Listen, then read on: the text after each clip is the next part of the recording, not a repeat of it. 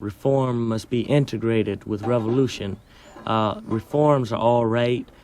Reforms are good as long as they don't put up an obstacle to your final revolutionary goal.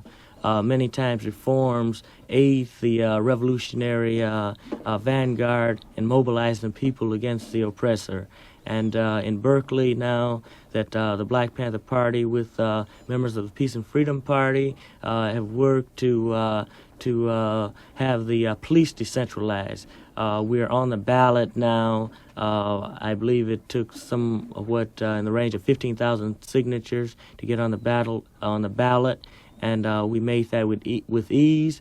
And I will ask the community to support this. I would like to ask all progressive people to support the decentralization of the police in Berkeley. This would be the police would be decentralized into 4 police departments: one for students, one for blacks, and one for white.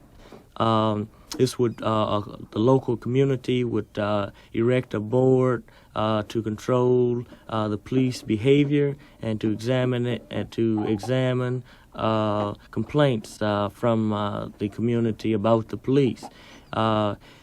This way, the police will lose that character of being like a foreign army that's occupying territory, who don't live in the territory, but they only are there to ensure the interests of the wealthy or the property people in the area. We feel that this is a step in the right direction. It certainly is a necessary step, but it's not sufficient. And we realize it for what it is, as a step in the right direction, because the final victory will come when we're able to decentralize the wealth of such institutions as Bank of America and General Motors, and then make that wealth serve the interests of the people and not serve the interests of the profit monger. This will be the final victory of the people, but we must fight each battle at a time. And while the police are only the agents and the lackeys of the bourgeoisie and the big owners, we realize that in order for us to fight these big owners, we must fight the ordinary local police, which is the local foot soldier. Just as the Vietnamese, in order to fight American imperialism, must fight the ordinary soldier, who's only a lackey for the bourgeoisie and the ruling circle here in America. So, and also that how students end up fighting certain teachers who support the reactionary designs, the reactionary regents, and the governor, the running dog Governor Reagan. In order to down Reagan, much of the time we have to have conflict with their ordinary protectors, whether they're teachers, local police, or the military. We have to deal with that. But we know the final victory and the real meaningful victory will be to decentralize the wealth of the rich or oppressors.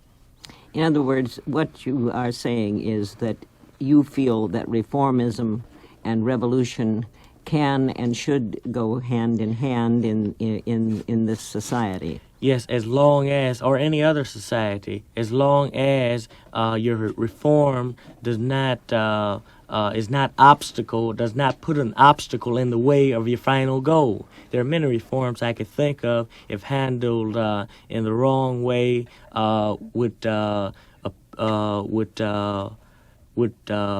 make it impossible or very difficult for you to achieve your revolutionary goal. We must make very sure that our reforms are well thought out, and we explain to the people on the way the significance and also the dangers of accepting certain compromises from the oppressor. as long as we don't try to drop a plan on the people's head, and as long as we take their interests in consideration and give them time, even though much of the time they don't claim to be theoreticians or politicians or scholars, they don't understand, and we have to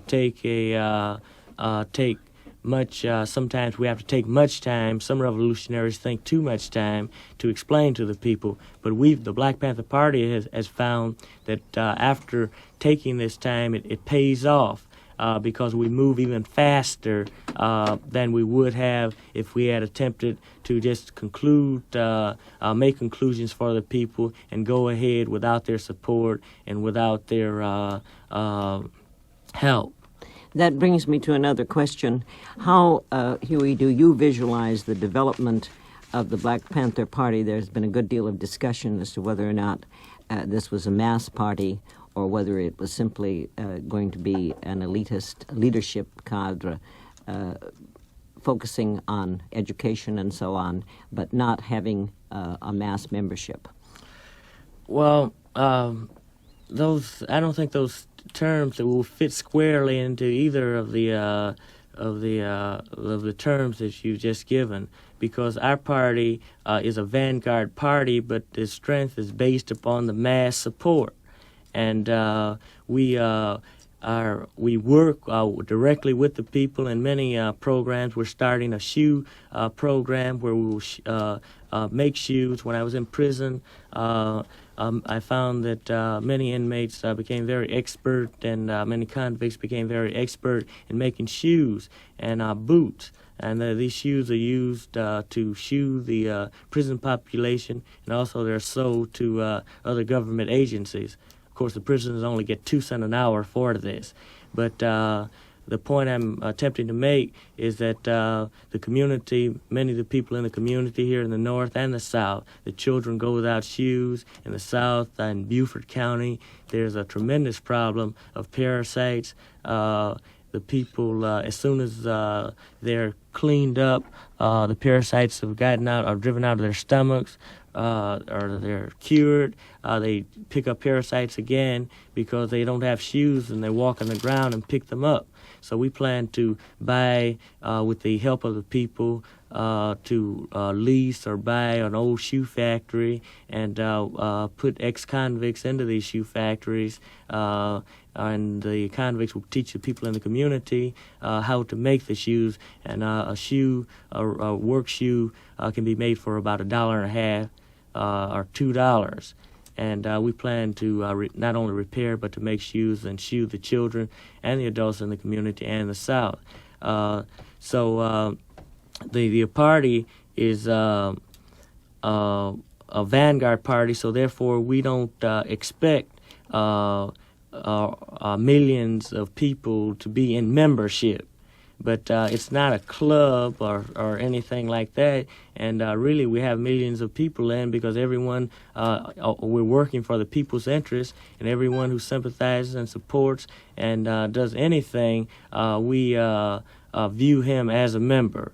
And he's certainly a member of the oppressed class, and therefore, necessarily, he's the backbone of the revolution. I think that this is almost a classical thing if we observe other revolutions in other countries, that in every case that most of the people in the country were not a member in the sense of holding office in the Revolutionary Band, but the Revolutionary Band was so dependent on the people until they would say that they could not be tracked by the regular army because when they were with the people, they were like a fish in the sea. And we must be like that. We must, the community must support us to the point that when we're being pursued, they will give us aid without asking too many questions because much of the time there's no time for such questions.